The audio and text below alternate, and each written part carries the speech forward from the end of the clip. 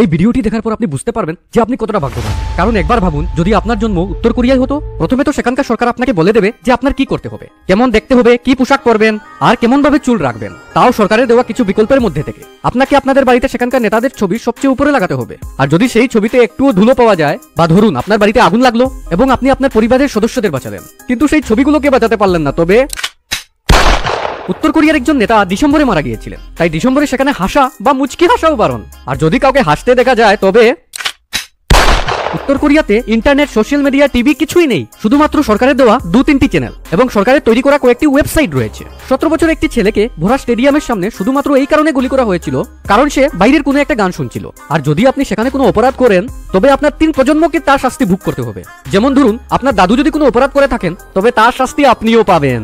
আপনি ভোট তো দিতে পারেন, কিন্তু দল একটাই।